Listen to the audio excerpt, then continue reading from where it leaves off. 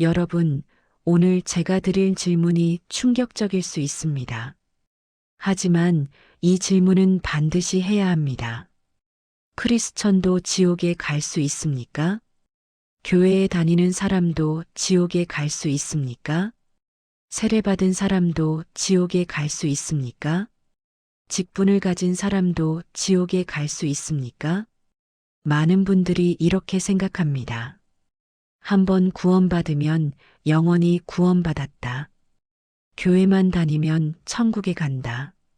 세례받으면 자동으로 구원받는다. 기도했으면 틀림없이 구원받았다. 하지만 예수님께서는 충격적인 말씀을 하셨습니다.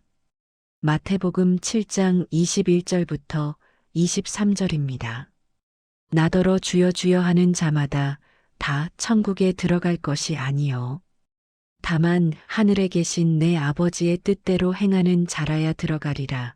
그날에 많은 사람이 나더러 이르되 주여 주여 우리가 주의 이름으로 선지자 노릇하며 주의 이름으로 귀신을 쫓아내며 주의 이름으로 많은 권능을 행하지 아니하였나이까 하리니 그때에 내가 그들에게 밝히 말하되 내가 너희를 도무지 알지 못하니 불법을 행하는 자들아 내게서 떠나가라 하리라.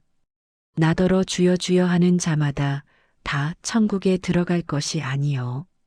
많은 사람이 주여 주여 할 것입니다. 선지자 노릇했습니다. 귀신을 쫓아냈습니다. 권능을 행했습니다.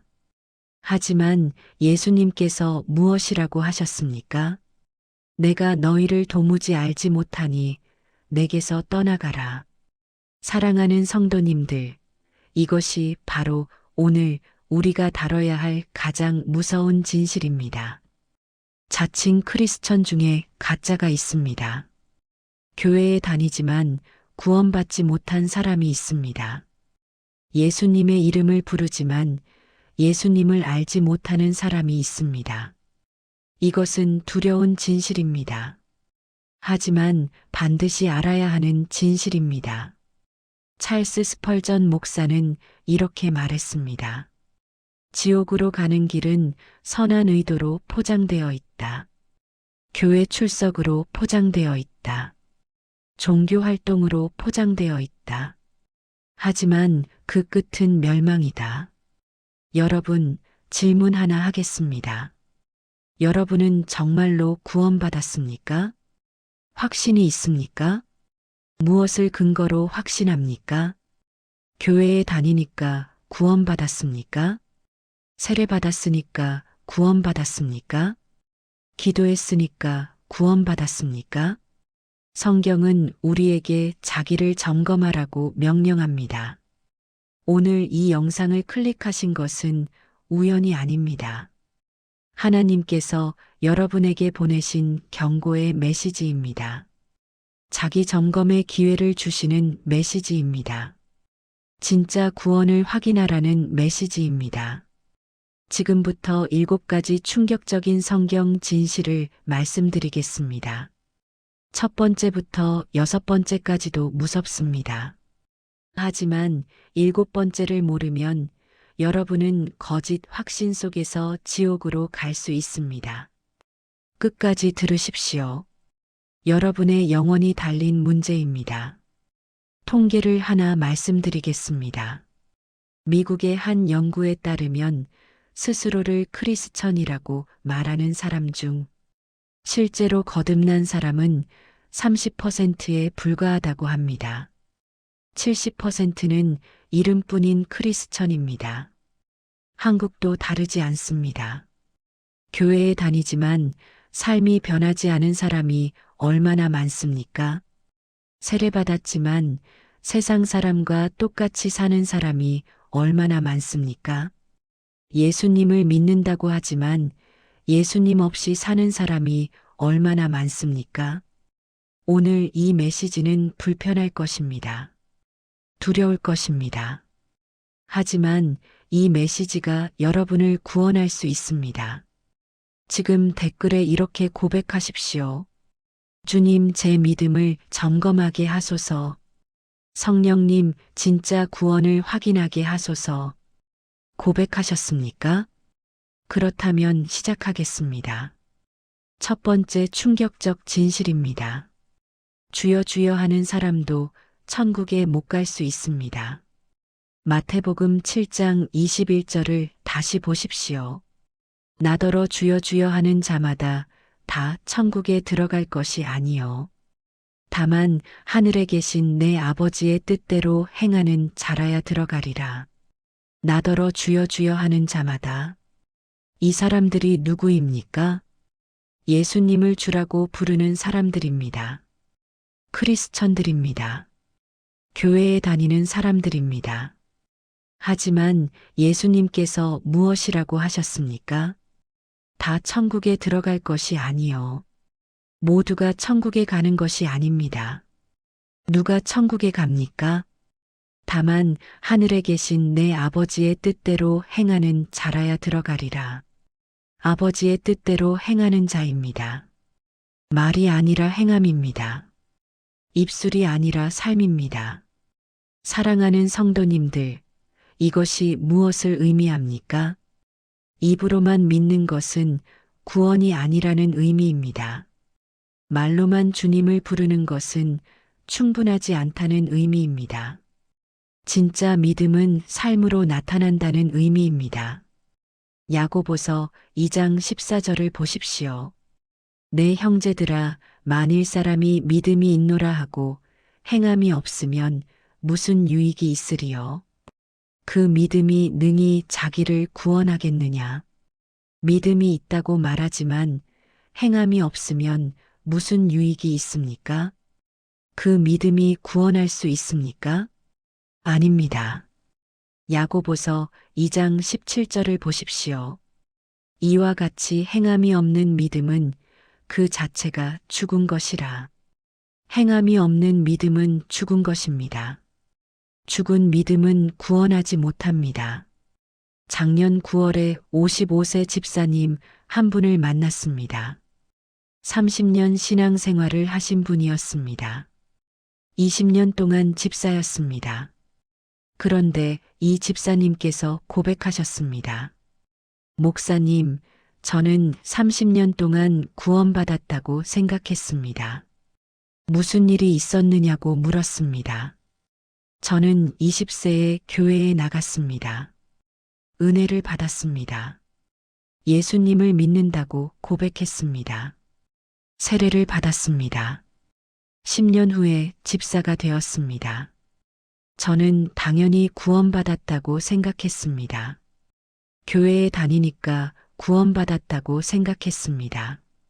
세례받았으니까 천국 갈 것이라고 생각했습니다. 집사니까 틀림없이 하나님의 자녀라고 생각했습니다. 하지만 30년 동안 제 삶은 변하지 않았습니다. 월요일부터 토요일까지 저는 세상 사람과 똑같았습니다. 직장에서 거짓말했습니다. 뇌물을 주고받았습니다. 동료를 비방했습니다. 승진을 위해 수단과 방법을 가리지 않았습니다. 집에서는 어땠습니까?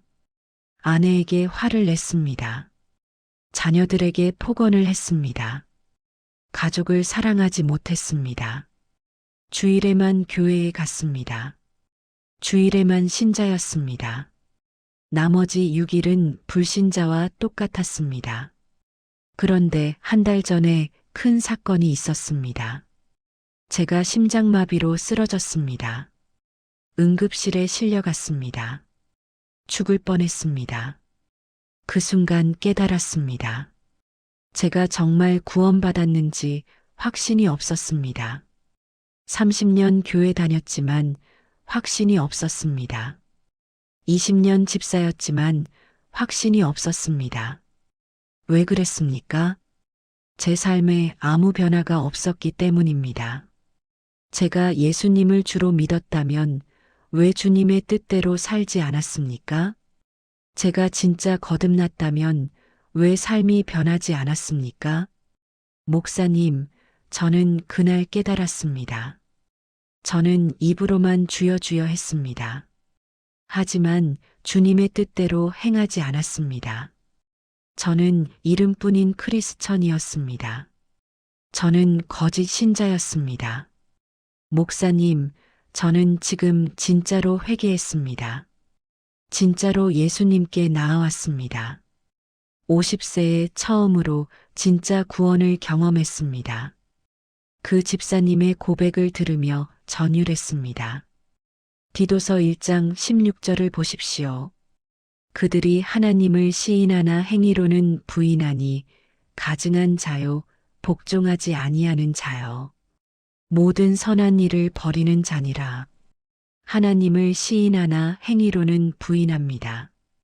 입으로는 믿는다고 하지만 삶으로는 부인합니다. 이런 사람은 구원받지 못했습니다. 여러분, 이것이 첫 번째 충격적 진실입니다. 주여 주여 하는 사람도 천국에 못 갈 수 있습니다. 입으로만 믿는 것은 구원이 아닙니다. 진짜 믿음은 삶의 변화로 나타납니다. 주님의 뜻대로 행하는 자가 천국에 갑니다. 여러분은 어떻습니까? 입으로만 믿습니까? 아니면 삶으로 믿습니까? 그렇다면 두 번째 충격적 진실은 무엇입니까? 두 번째 충격적 진실입니다. 신앙 활동을 많이 해도 지옥에 갈 수 있습니다. 마태복음 7장 22절을 다시 보십시오. 그날에 많은 사람이 나더러 이르되 주여 주여 우리가 주의 이름으로 선지자 노릇하며 주의 이름으로 귀신을 쫓아내며 주의 이름으로 많은 권능을 행하지 아니하였나이까 하리니 이 사람들이 무엇을 했습니까? 주의 이름으로 선지자 노릇했습니다. 주의 이름으로 귀신을 쫓아냈습니다. 주의 이름으로 많은 권능을 행했습니다. 이것은 대단한 신앙 활동입니다. 선지자 노릇은 설교하는 것입니다. 귀신 쫓는 것은 사역하는 것입니다. 권능 행하는 것은 기적을 일으키는 것입니다. 이 사람들은 목회자였을 수도 있습니다. 평신도 사역자였을 수도 있습니다. 열심히 봉사한 사람들이었을 수도 있습니다. 하지만 예수님께서 무엇이라고 하셨습니까? 마태복음 7장 23절입니다. 그때에 내가 그들에게 밝히 말하되 내가 너희를 도무지 알지 못하니 불법을 행하는 자들아 내게서 떠나가라 하리라. 내가 너희를 도무지 알지 못하니 예수님께서 그들을 알지 못하신다고 하셨습니다. 불법을 행하는 자들아 내게서 떠나가라. 그들을 지옥으로 보내신다고 하셨습니다. 사랑하는 성도님들, 이것이 무엇을 의미합니까? 신앙 활동이 구원을 보장하지 않는다는 의미입니다. 교회 봉사가 구원의 증거가 아니라는 의미입니다. 많이 섬겼다고 해서 다 구원받은 것이 아니라는 의미입니다. 중요한 것은 무엇입니까? 예수님과의 관계입니다. 예수님께서 나를 아시는가입니다. 내가 예수님을 아는가입니다. 고린도전서 13장 1절부터 3절을 보십시오. 내가 사람의 방언과 천사의 말을 할지라도 사랑이 없으면 소리나는 구리와 울리는 꽹과리가 되고 내가 예언하는 능력이 있어 모든 비밀과 모든 지식을 알고 또 산을 옮길 만한 모든 믿음이 있을지라도 사랑이 없으면 내가 아무것도 아니요 내가 내게 있는 모든 것으로 구제하고 또 내 몸을 불사르게 내줄지라도 사랑이 없으면 내게 아무 유익이 없느니라. 방언을 해도 사랑이 없으면 아무것도 아닙니다. 예언해도 사랑이 없으면 아무것도 아닙니다. 산을 옮길 만한 믿음이 있어도 사랑이 없으면 아무것도 아닙니다. 구제해도 사랑이 없으면 유익이 없습니다. 몸을 불사르게 내줘도 사랑이 없으면 유익이 없습니다. 중요한 것은 사랑입니다. 하나님을 사랑하는가입니다. 이웃을 사랑하는가입니다. 예수님과의 관계가 있는가입니다.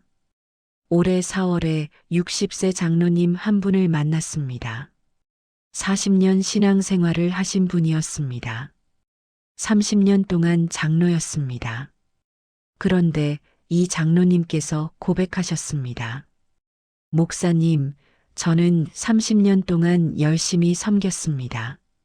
무슨 일이 있었느냐고 물었습니다. 저는 40년 동안 교회를 다녔습니다. 30년 동안 장로로 섬겼습니다. 새벽 기도를 30년 빠지지 않았습니다. 수요 예배 금요 기도에 빠진 적이 없습니다. 신방을 열심히 다녔습니다. 전도를 많이 했습니다. 헌금을 많이 했습니다. 건축 헌금도 제일 많이 했습니다. 교회 일이라면 무엇이든 했습니다. 당회장도 했습니다. 저는 제가 구원받았다고 확신했습니다. 이렇게 열심히 섬기는데 당연히 천국 갈 것이라고 생각했습니다. 하지만 한 달 전에 깨달았습니다. 저는 40년 동안 예수님을 만난 적이 없었습니다. 저는 교회 일은 열심히 했지만 예수님과 관계가 없었습니다. 저는 봉사는 많이 했지만 예수님을 사랑하지 않았습니다. 저는 전도는 했지만 제 자랑을 위해서였습니다. 저는 헌금은 많이 했지만 사람들에게 인정받기 위해서였습니다. 저는 30년 장로였지만 한 번도 진짜로 회개한 적이 없었습니다. 저는 30년 새벽 기도 나갔지만 한 번도 주님을 간절히 사모한 적이 없었습니다. 저는 모든 것을 행위로 했습니다. 하지만 마음은 없었습니다. 저는 종교 활동은 했습니다. 하지만 관계는 없었습니다. 목사님, 저는 마태복음 7장을 읽고 전율했습니다. 주여 주여 우리가 주의 이름으로 선지자 노릇하지 않았습니까? 저는 30년 장로로 많은 일을 했습니다. 하지만 예수님께서 뭐라고 하실까요? 내가 너를 도무지 알지 못하니 내게서 떠나가라. 목사님, 저는 두려웠습니다. 40년 교회 다녔지만 지옥에 갈 수도 있다는 것을 깨달았습니다. 30년 장로였지만 구원받지 못했을 수도 있다는 것을 깨달았습니다. 그래서 저는 59세에 진짜로 회개했습니다. 처음으로 진짜로 예수님을 영접했습니다. 처음으로 예수님과 관계를 맺었습니다. 그 장로님의 고백을 들으며 울었습니다. 요한복음 17장 3절을 보십시오. 영생은 곧 유일하신 참 하나님과 그가 보내신 자, 예수 그리스도를 아는 것이니이다. 영생이 무엇입니까? 하나님과 예수 그리스도를 아는 것입니다. 아는 것입니다. 관계입니다. 행위가 아닙니다. 활동이 아닙니다. 예수님을 아는 것입니다. 여러분, 이것이 두 번째 충격적 진실입니다. 신앙 활동을 많이 해도 지옥에 갈 수 있습니다. 중요한 것은 활동이 아니라 관계입니다.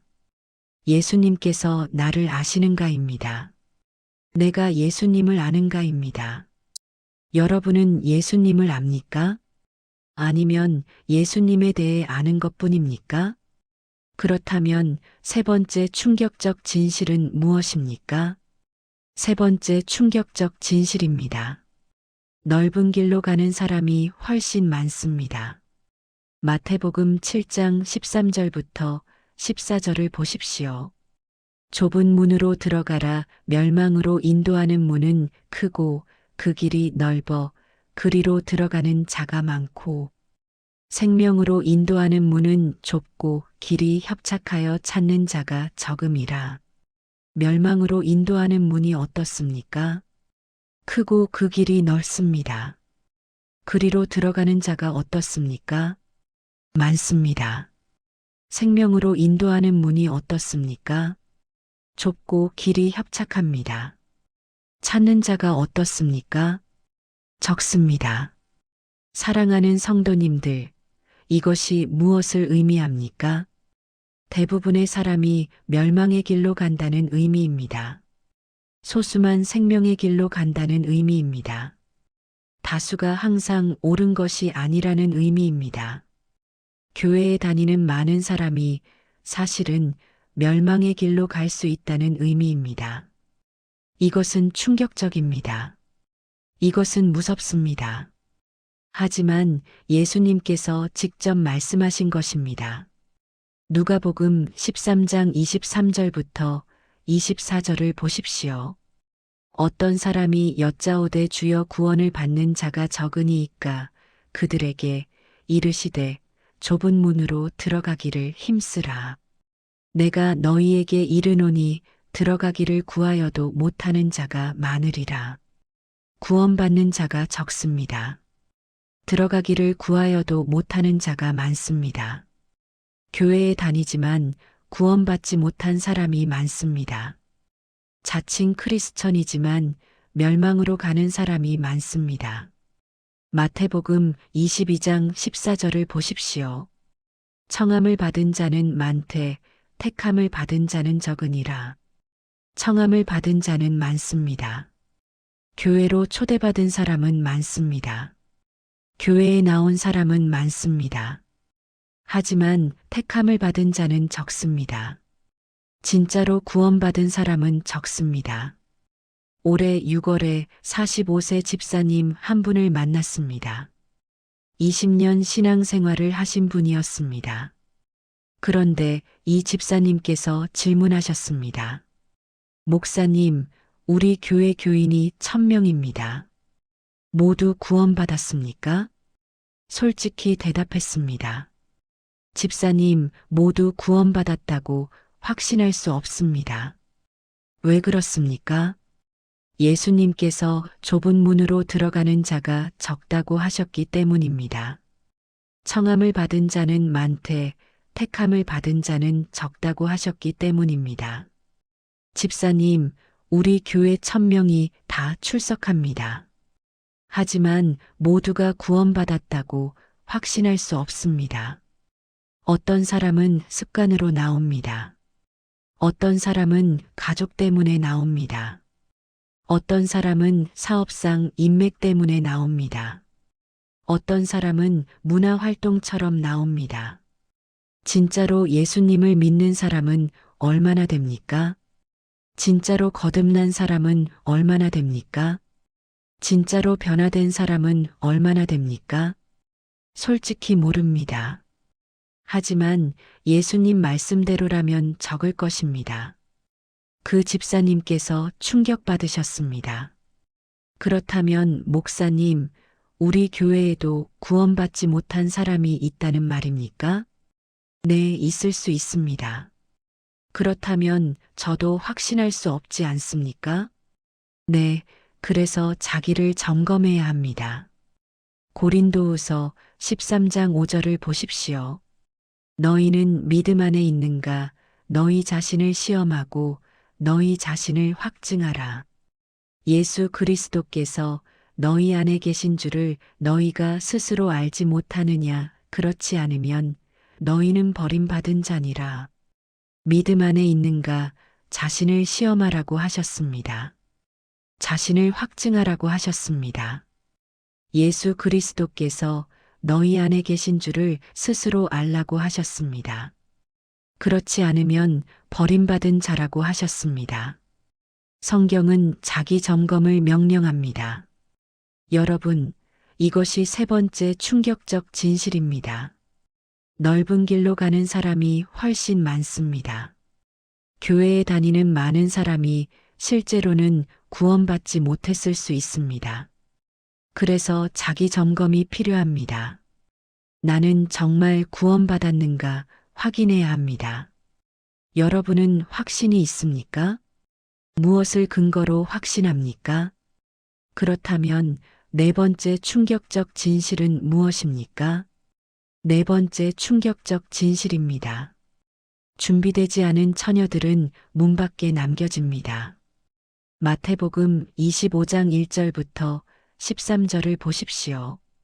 그때에 천국은 마치 등을 들고 신랑을 맞으러 나간 10처녀와 같다 하리니 그 중에 5은 미련하고 5은 슬기로운 자라. 미련한 자들은 등을 가지되 기름을 가지지 아니하고 슬기로운 자들은 그릇에 기름을 담아 등과 함께 가져갔더니 신랑이 더디 오므로 다 졸며 잘새 밤중에 소리가 나되 보라 신랑이로다 맞으러 나오라 하매 이에 그 처녀들이 다 일어나 등을 준비할세 미련한 자들이 슬기로운 자들에게 이르되 우리 등불이 꺼져가니 너희 기름을 좀 나눠달라 하거늘 슬기로운 자들이 대답하여 이르되 우리와 너희가 쓰기에 다 부족할까 하노니 차라리 파는 자들에게 가서 너희 쓸 것을 사라 하니 그들이 사러 간 사이에 신랑이 오므로 준비하였던 자들은 함께 혼인 잔치에 들어가고 문은 닫힌지라. 그 후에 남은 처녀들이 와서 이르되 주여 주여 우리에게 열어주소서. 대답하여 이르되 진실로 너희에게 이르노니 내가 너희를 알지 못하노라 하였느니라. 그런즉 깨어 있으라. 너희는 그 날과 그 때를 알지 못하느니라. 10처녀가 신랑을 맞으러 나갔습니다. 10명 모두 처녀였습니다. 10명 모두 등을 가졌습니다. 10명 모두 신랑을 기다렸습니다. 하지만 차이가 무엇이었습니까? 5은 기름을 준비했습니다. 5은 기름을 준비하지 않았습니다. 신랑이 왔을 때 무슨 일이 일어났습니까? 준비한 5은 혼인 잔치에 들어갔습니다. 준비하지 않은 5은 문 밖에 남겨졌습니다. 그들이 무엇이라고 외쳤습니까? 주여 주여 우리에게 열어주소서. 신랑이 무엇이라고 대답했습니까? 진실로 너희에게 이르노니 내가 너희를 알지 못하노라. 사랑하는 성도님들, 이것이 무엇을 의미합니까? 겉으로 보기에는 다 똑같을 수 있다는 의미입니다. 모두 교회에 다닐 수 있습니다. 모두 크리스천이라고 말할 수 있습니다. 모두 신랑을 기다린다고 말할 수 있습니다. 하지만 차이는 무엇입니까? 준비입니다. 진짜 믿음입니다. 기름이 무엇을 상징합니까? 성령입니다. 진짜 거듭남입니다. 내적 변화입니다. 슬기로운 처녀들은 성령이 있었습니다. 미련한 처녀들은 성령이 없었습니다. 겉으로는 똑같았지만 속은 달랐습니다. 로마서 8장 9절을 보십시오. 만일 너희 속에 하나님의 영이 거하시면 너희가 육신에 있지 아니하고 영에 있나니 누구든지 그리스도의 영이 없으면 그리스도의 사람이 아니라. 누구든지 그리스도의 영이 없으면 그리스도의 사람이 아닙니다. 성령이 없으면 구원받지 못한 것입니다. 작년 10월에 35세 청년 한 분을 만났습니다. 15년 신앙생활을 하신 분이었습니다. 그런데 이 청년이 고백하셨습니다. 목사님, 저는 15년 동안 교회를 다녔습니다. 하지만 성령이 없었습니다. 무슨 일이 있었느냐고 물었습니다. 저는 20세에 교회에 나가기 시작했습니다. 부모님 따라 나갔습니다. 세례도 받았습니다.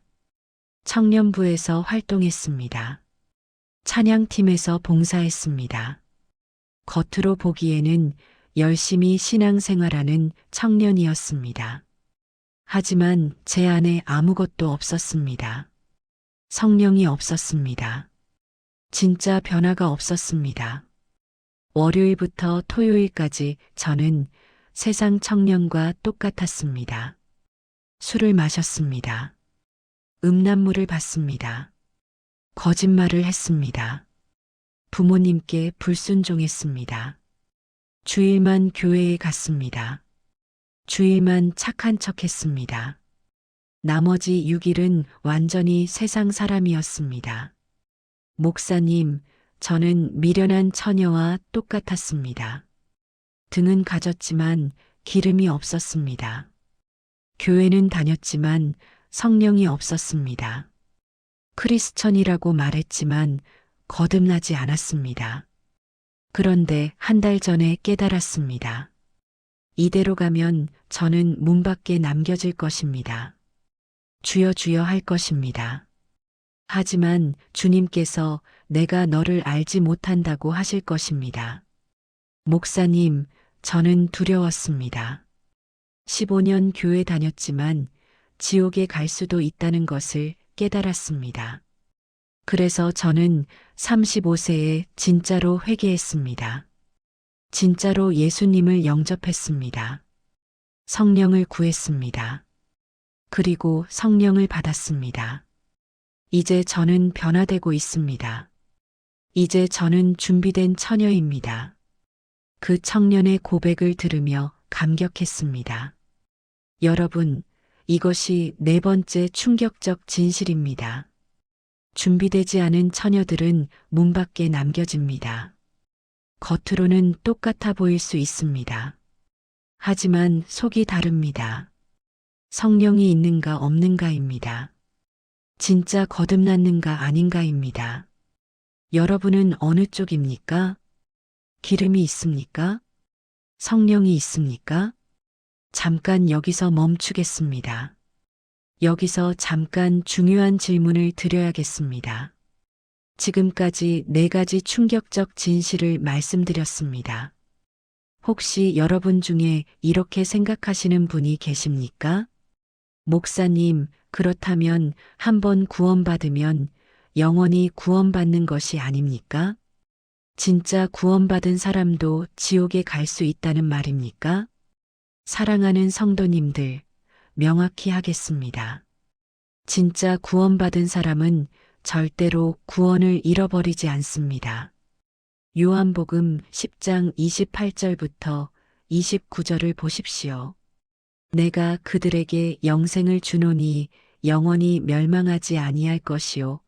또 그들을 내 손에서 빼앗을 자가 없느니라. 그들을 주신 내 아버지는 만물보다 크심에 아무도 아버지 손에서 빼앗을 수 없느니라. 진짜 구원받은 사람은 영원히 멸망하지 않습니다. 아무도 그를 빼앗을 수 없습니다. 로마서 8장 38절부터 39절을 보십시오. 내가 확신하노니 사망이나 생명이나 천사들이나 권세자들이나 현재일이나 장래일이나 능력이나 높음이나 깊음이나 다른 어떤 피조물이라도 우리를 우리 주 그리스도 예수 안에 있는 하나님의 사랑에서 끊을 수 없으리라. 아무것도 우리를 하나님의 사랑에서 끊을 수 없습니다. 그렇다면 문제가 무엇입니까? 문제는 자칭 크리스천 중에 진짜 구원받지 못한 사람이 있다는 것입니다. 겉으로는 크리스천처럼 보이지만 실제로는 거듭나지 않은 사람이 있다는 것입니다. 이들은 구원을 잃어버리는 것이 아닙니다. 처음부터 구원받지 못한 것입니다. 요한일서 2장 19절을 보십시오. 그들이 우리에게서 나갔으나 우리에게 속하지 아니하였나니 만일 우리에게 속하였더라면 우리와 함께 거하였으려니와 그들이 나간 것은 다 우리에게 속하지 아니함을 나타내려 함이니라. 배교한 사람들이 있습니다. 믿는다고 하다가 떠난 사람들이 있습니다. 이들은 구원을 잃어버린 것이 아닙니다. 처음부터 진짜 구원받지 못한 것입니다. 만일 진짜 구원받았더라면 떠나지 않았을 것입니다. 댓글에 이렇게 고백하십시오. 나는 진짜 구원받았는지 점검하겠습니다. 나는 거짓 확신을 버리고 진짜 확신을 얻겠습니다. 고백하셨습니까? 그렇다면 이제 5번째 충격적 진실을 말씀드리겠습니다. 5번째 충격적 진실입니다. 열매 없는 나무는 베어져 불에 던져집니다. 마태복음 7장 15절부터 20절을 보십시오. 거짓 선지자들을 삼가라 양의 옷을 입고 너희에게 나아오나 속에는 노략질하는 일이라. 그들의 열매로 그들을 알지니 가시나무에서 포도를 또는 엉겅퀴에서 무화과를 따겠느냐. 이와 같이 좋은 나무마다 아름다운 열매를 맺고 못된 나무가 나쁜 열매를 맺나니 좋은 나무가 나쁜 열매를 맺을 수 없고 못된 나무가 아름다운 열매를 맺을 수 없느니라. 아름다운 열매를 맺지 아니하는 나무마다 찍혀 불에 던져지느니라. 이러므로 그들의 열매로 그들을 알리라. 그들의 열매로 그들을 알 것입니다. 좋은 나무는 아름다운 열매를 맺습니다. 못된 나무는 나쁜 열매를 맺습니다. 아름다운 열매를 맺지 아니하는 나무는 어떻게 됩니까? 찍혀 불에 던져집니다. 지옥에 갑니다. 사랑하는 성도님들, 진짜 구원받은 사람에게는 반드시 열매가 있습니다. 변화가 있습니다. 성령의 열매가 있습니다. 갈라디아서 5장 22절부터 23절을 보십시오. 오직 성령의 열매는 사랑과 희락과 화평과 오래 참음과 자비와 양선과 충성과 온유와 절제니 이 같은 것을 금지할 법이 없느니라. 진짜 거듭난 사람에게는 성령의 열매가 있습니다. 사랑이 있습니다. 희락이 있습니다.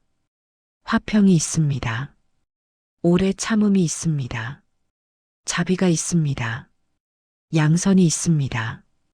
충성이 있습니다. 온유가 있습니다. 절제가 있습니다. 이런 열매가 전혀 없다면 어떻게 됩니까? 진짜 구원받지 못한 것입니다. 요한복음 15장 2절부터 6절을 보십시오. 내 안에 있으면서 열매를 맺지 아니하는 가지는 아버지께서 그것을 제거해 버리시고 무릇 열매를 맺는 가지는 더 열매를 맺게 하려 하여 그것을 깨끗하게 하시느니라. 너희는 내가 일러준 말로 이미 깨끗하여졌으니 내 안에 거하라. 나도 너희 안에 거하리라. 가지가 포도나무에 붙어 있지 아니하면 스스로 열매를 맺을 수 없음 같이 너희도 내 안에 있지 아니하면 그러하리라. 나는 포도나무요 너희는 가지라. 그가 내 안에 내가 그 안에 거하면 사람이 열매를 많이 맺나니 나를 떠나서는 너희가 아무것도 할 수 없음이라. 사람이 내 안에 거하지 아니하면 가지처럼 밖에 버려져 말라지나니 사람들이 그것을 모아다가 불에 던져 사르느니라. 열매를 맺지 아니하는 가지는 제거됩니다. 내 안에 거하지 아니하면 밖에 버려져 말라집니다. 불에 던져 사릅니다. 지옥에 갑니다. 올해 8월에 50세 권사님 한 분을 만났습니다. 30년 신앙생활을 하신 분이었습니다. 20년 동안 권사였습니다. 그런데 이 권사님께서 고백하셨습니다. 목사님, 저는 30년 동안 교회를 다녔지만 열매가 없었습니다. 무슨 일이 있었느냐고 물었습니다. 저는 20세에 교회에 나가기 시작했습니다. 열심히 다녔습니다. 10년 후에 권사가 되었습니다. 20년 동안 권사로 섬겼습니다. 하지만 제 삶에 아무 변화가 없었습니다. 제 성품이 변하지 않았습니다. 저는 여전히 화를 잘 냈습니다. 저는 여전히 남을 비판했습니다. 저는 여전히 시기했습니다. 저는 여전히 교만했습니다. 저는 여전히 이기적이었습니다. 30년 교회 다녔지만 사랑이 없었습니다. 20년 권사였지만 온유가 없었습니다. 성령의 열매가 하나도 없었습니다. 집에서 남편과 자녀들에게 물었습니다. 내가 교회 다니기 전과 후에 뭐가 달라졌니? 남편이 말했습니다. 당신 하나도 안 변했어. 여전히 화 잘 내고 짜증 잘 내. 딸이 말했습니다. 엄마 교회 다니는 것 빼고 세상 사람이랑 똑같아. 아들이 말했습니다. 엄마 때문에 나는 교회 안 다닐래. 목사님, 그 말을 듣고 충격받았습니다. 30년 교회 다녔는데 가족이 변화를 못 느낀다고 했습니다. 열매가 없다고 했습니다. 저는 마태복음 7장을 읽었습니다. 아름다운 열매를 맺지 아니하는 나무마다 찍혀 불에 던져지느니라. 목사님, 저는 두려웠습니다. 30년 교회 다녔지만 구원받지 못했을 수도 있다는 생각이 들었습니다. 그래서 50세에 처음으로 진짜 회개했습니다. 진짜로 성령을 구했습니다. 그리고 변화되기 시작했습니다. 이제 화를 참게 됩니다. 이제 남을 용서하게 됩니다. 이제 겸손해지려고 노력합니다. 이제 가족을 사랑하려고 애씁니다. 목사님, 이제야 열매가 맺히기 시작합니다. 그 권사님의 고백을 들으며 아멘 했습니다. 야고보서 2장 26절을 보십시오. 영혼 없는 몸이 죽은 것 같이 행함이 없는 믿음은 죽은 것이니라. 행함이 없는 믿음은 죽은 것입니다. 열매가 없는 믿음은 거짓 믿음입니다. 여러분, 이것이 5번째 충격적 진실입니다. 열매 없는 나무는 베어져 불에 던져집니다. 진짜 구원받은 사람에게는 반드시 열매가 있습니다. 변화가 있습니다. 성령의 열매가 있습니다. 여러분에게 열매가 있습니까? 변화가 있습니까?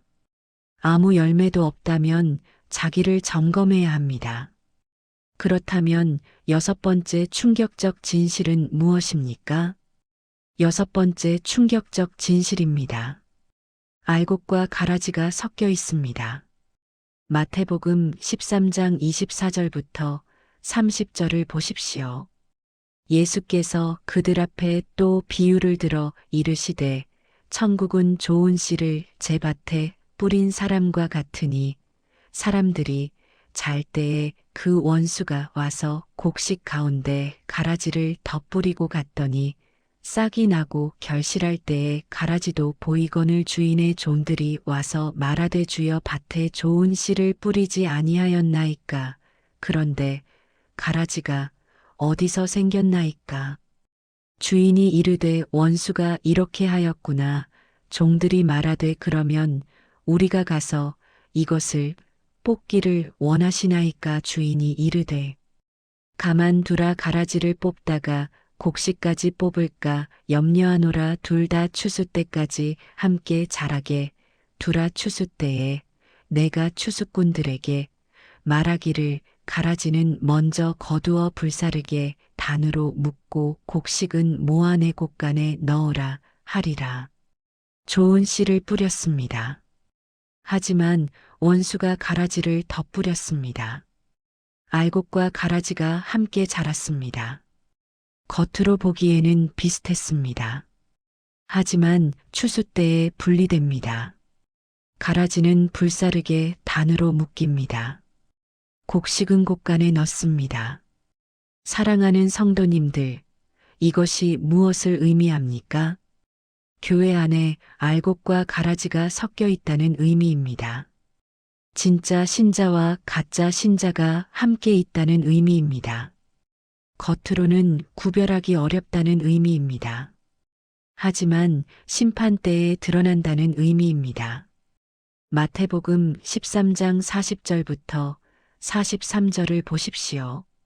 그런즉 가라지를 거두어 불에 사르는 것 같이 세상 끝에도 그러하리라.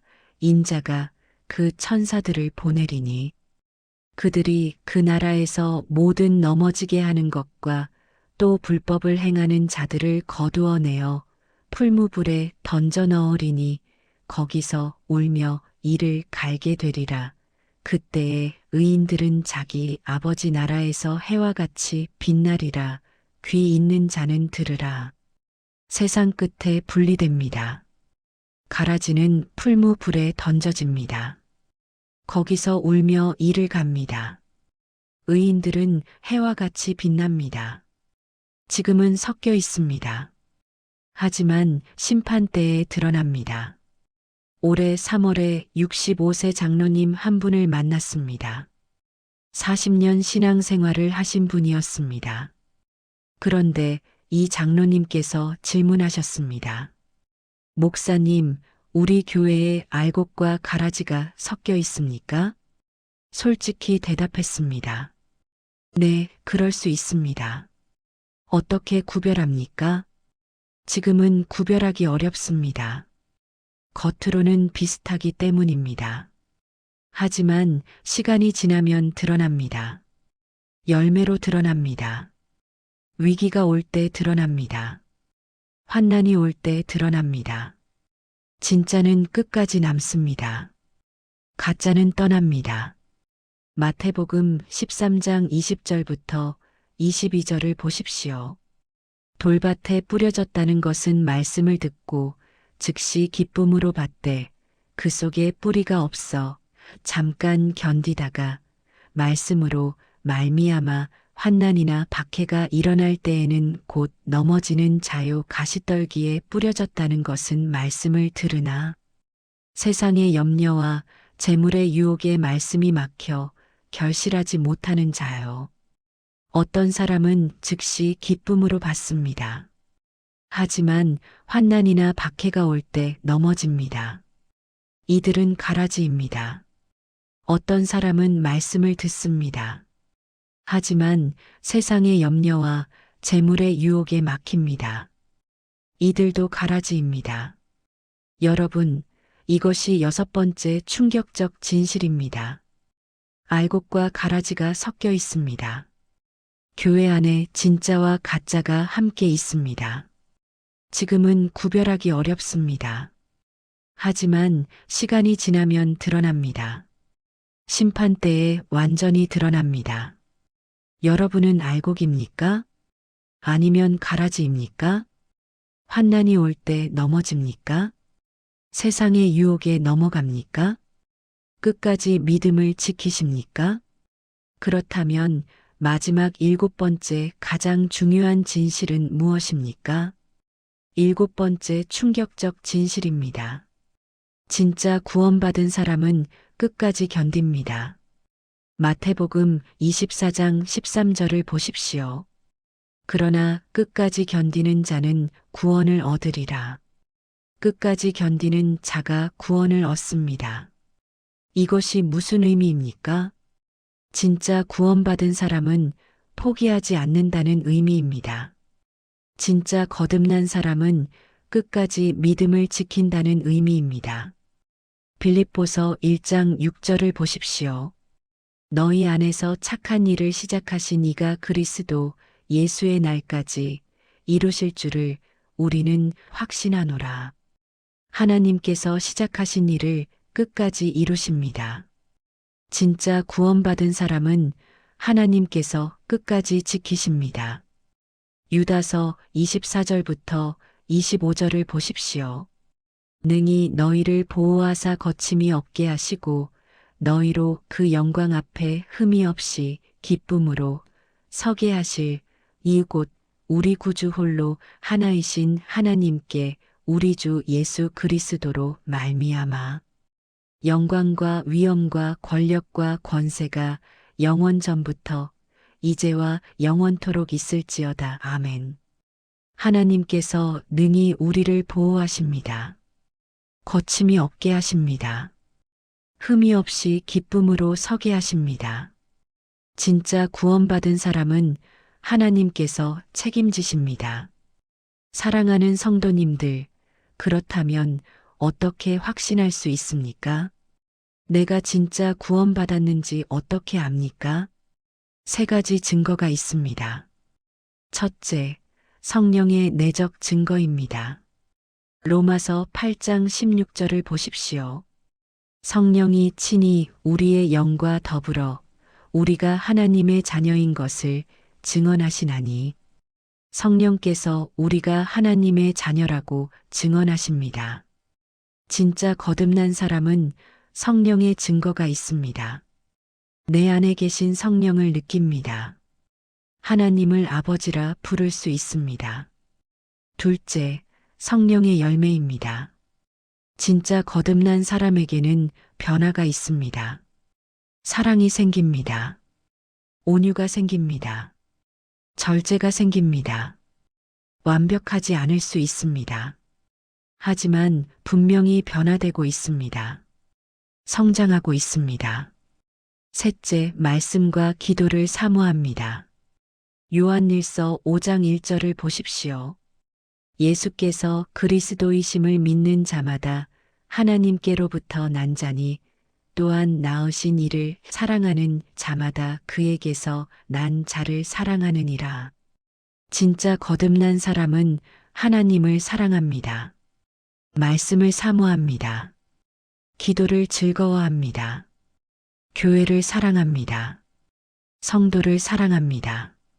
작년 12월에 40세 집사님 한 분을 만났습니다. 20년 신앙생활을 하신 분이었습니다. 그런데 이 집사님께서 고백하셨습니다. 목사님, 저는 오늘 설교를 듣고 두려웠습니다. 저도 가짜가 아닐까 두려웠습니다. 하지만 자기 점검을 해봤습니다. 첫째, 제 안에 성령의 증거가 있습니다. 저는 하나님을 아버지라 부를 수 있습니다. 기도할 때 하나님과 대화하는 것을 느낍니다. 말씀을 읽을 때 감동을 받습니다. 둘째, 제 삶에 변화가 있습니다. 완벽하지 않습니다. 여전히 죄와 싸웁니다. 하지만 분명히 변화되고 있습니다. 20년 전의 저와 지금의 저는 다릅니다. 화를 덜 냅니다. 남을 더 용서합니다. 가족을 더 사랑합니다. 이웃을 더 섬깁니다. 셋째, 저는 말씀과 기도를 사모합니다. 완벽하지 않습니다. 때로 게을러집니다. 하지만 말씀을 읽지 않으면 허전합니다. 기도하지 않으면 불안합니다. 교회에 가는 것이 기쁩니다. 성도들과 함께 있는 것이 즐겁습니다. 목사님, 저는 확신합니다. 저는 진짜 구원받았습니다. 완벽하지 않지만 진짜입니다. 약하지만 진실합니다. 그리고 하나님께서 저를 끝까지 지키실 것을 믿습니다. 그 집사님의 고백을 들으며 감격했습니다. 여러분, 이것이 7번째 가장 중요한 진실입니다. 진짜 구원받은 사람은 끝까지 견딥니다. 하나님께서 끝까지 지키십니다. 여러분은 어떻습니까? 3가지 증거가 있습니까? 성령의 증거가 있습니까? 변화의 증거가 있습니까? 말씀과 기도를 사모하십니까? 있다면 안심하십시오. 여러분은 진짜 구원받았습니다. 하나님께서 끝까지 지키실 것입니다. 없다면 지금 회개하십시오. 지금 예수님께 진짜로 나아오십시오. 이제 지금까지 나눈 7가지 충격적 진실을 간단히 정리하겠습니다. 첫 번째, 주여 주여 하는 사람도 천국에 못 갈 수 있습니다. 입으로만 믿는 것은 구원이 아닙니다. 두 번째, 신앙 활동을 많이 해도 지옥에 갈 수 있습니다. 중요한 것은 활동이 아니라 예수님과의 관계입니다. 세 번째, 넓은 길로 가는 사람이 훨씬 많습니다. 교회에 다니는 많은 사람이 실제로는 구원받지 못했을 수 있습니다. 네 번째, 준비되지 않은 처녀들은 문 밖에 남겨집니다. 겉으로는 똑같아 보여도 성령이 있는가 없는가가 중요합니다. 5번째, 열매 없는 나무는 베어져 불에 던져집니다. 진짜 구원받은 사람에게는 반드시 열매가 있습니다. 6번째, 알곡과 가라지가 섞여 있습니다. 교회 안에 진짜와 가짜가 함께 있지만 심판 때에 드러납니다. 7번째, 진짜 구원받은 사람은 끝까지 견딥니다. 하나님께서 끝까지 지키시며 3가지 증거가 있습니다. 사랑하는 성도님들, 이제 함께 기도하겠습니다. 지금부터 함께 기도하겠습니다. 눈을 감으셔도 좋고 소리내어 따라하셔도 좋습니다. 한 문장씩 천천히 따라하십시오. 하나님 아버지 감사합니다. 오늘 충격적인 진실을 보여주셔서 감사합니다. 제 눈을 열어주셔서 감사합니다. 주님 고백합니다. 저는 거짓 확신 속에 살았을 수도 있습니다. 용서하여 주십시오. 저는 입으로만 믿었을 수도 있습니다. 용서하여 주십시오. 저는 활동은 했지만 관계는 없었을 수도 있습니다. 용서하여 주십시오. 주님, 오늘 간절히 구합니다. 제가 진짜 구원받았는지 확인하게 하소서. 거짓 확신을 깨뜨려 주소서. 진짜 확신을 주소서. 주님 결단합니다. 오늘 진짜로 회개합니다. 오늘 진짜로 예수님을 영접합니다. 오늘 진짜로 주님의 것이 되겠습니다. 주님의 도우심을 구합니다. 성령님의 능력을 구합니다. 예수님의 이름으로 기도합니다. 아멘. 이 기도를 따라 하셨다면 이제 선포하십시오. 나는 진짜 구원받기를 원합니다. 나는 거짓 확신을 버립니다. 나는 진짜 믿음을 구합니다. 나는 끝까지 주님을 따르겠습니다. 이 선포가 여러분의 고백이 되었습니다. 사랑하는 성도님들, 이 메시지가 여러분을 거짓 확신에서 깨우기를 축복합니다. 여러분이 진짜 구원을 확인하기를 축복합니다. 여러분이 진짜 믿음으로 끝까지 주님을 따르기를 축복합니다. 주 예수 그리스도의 은혜와 하나님의 사랑과 성령의 교통하심이 여러분과 함께 하시기를 축복합니다. 이 기도가 진심이라면 댓글에 아멘을 남겨주십시오. 여러분의 결단을 댓글로 나누어 주십시오. 저는 진짜 구원받기를 원합니다. 저는 끝까지 주님을 따르겠습니다. 여러분의 고백이 다른 분들에게 용기가 될 것입니다. 이 영상이 필요한 분께 공유하십시오. 거짓 확신 속에 있는 분께 보내주십시오. 그리고 구독 버튼을 눌러주십시오. 알림 설정을 해주십시오. 다음 영상에서 또 만나겠습니다. 하나님의 축복이 여러분과 함께 하시기를 기도합니다.